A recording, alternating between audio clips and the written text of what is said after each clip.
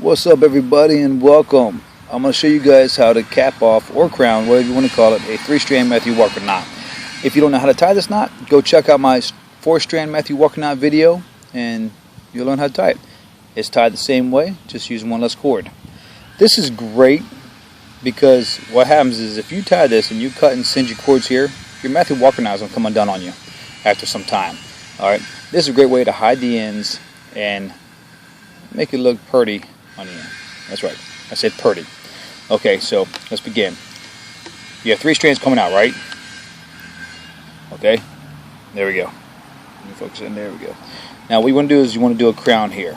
A crown is taking cord 1 over the cord to its right, bend that one over that one, and then it goes over the 3rd cord,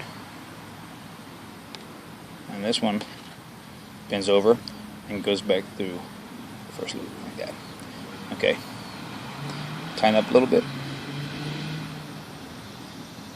I wouldn't recommend tightening up too much. There are some ties and knots that you will want to tighten up, pretty good once you get it there, and then others you want to kind of leave loose, and you'll figure that out as you play with it. All right, a lot of things you guys learn along the way, a lot of insider tips and tricks and such. You'll learn. All right, this one has a little bit of a kink in there. Let's straighten that out there. Okay. All right, so you have a crown, and you can leave this a little bit loose here because you actually want to leave it loose so you can tighten up the rest of your Matthew Walker knot. Okay, now you have this right here. You got a crown. Now what you want to do is we'll say this is cord 1. Cord 1 needs to go down the middle of the knot. It should come out where these strands are coming out at. Okay, so you're going to tuck it down in there. All right, this is where my trusty hemostats come in. Okay, so what we're going to do is we're going to jam this up in here. Alright, and you should be coming out right there, basically right underneath the cord that's hanging. Okay, alright, so the cord's coming out of this hole and the forceps need to go up to that hole. You're going to take this here and this is going to go down through there. Now leave a little bit of a loop there, okay? And I'll explain why. You'll see why. So leave a little bit of loop there. So you got the one crowned cord running down right to it, next to it. You're going to do the same thing for all cords. This cord here is going to go down right behind this right here, down the center. And you can fix the Matthew Walker knot if it gets a little jumbled up, whatever. All right, see that? And don't just go underneath these 2 right here. Make sure you go in the center. So it should be under this one as well. Okay? So it's going to be a little bit tight. That's why you want to leave it a little bit loose. Alright? So you're going to pull that one down there. Like that. Leave a little bit of a loop there. Alright, because we want to tighten the whole thing up when we're done. Okay? And the same thing for the last one. I'm going to take the last cord on your hemostats, or if you want to use a permalog needle, that'll work too.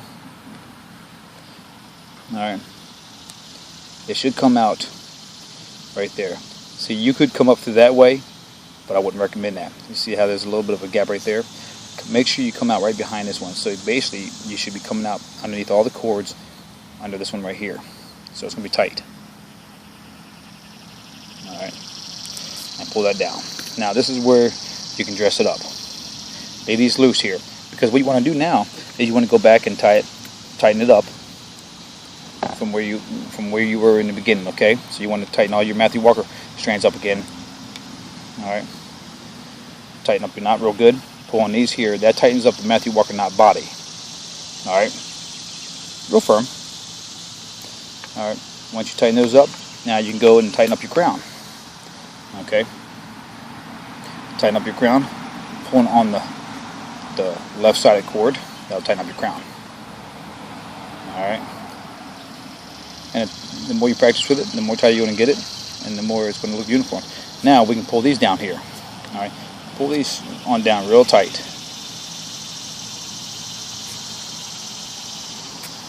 Alright. It's going to be a firm fit. And once you get it all said and done, you should have something that looks like that. Okay, a 3-strand Matthew Walker knot, capped / crowned, looking pretty kind of knot. Alright, and then what you do here is you take the cords that you ran down and you're going to cut them as close as you can right here, all 3 of them. Alright, the ones that you just ran down, you're going to cut them real close. I wouldn't recommend singeing them. If this is real tight, they're not going to come out. So cut them real close, do not singe them, and just tuck them up in there. Alright, that's what I recommend. You guys got that? Good to go. Later.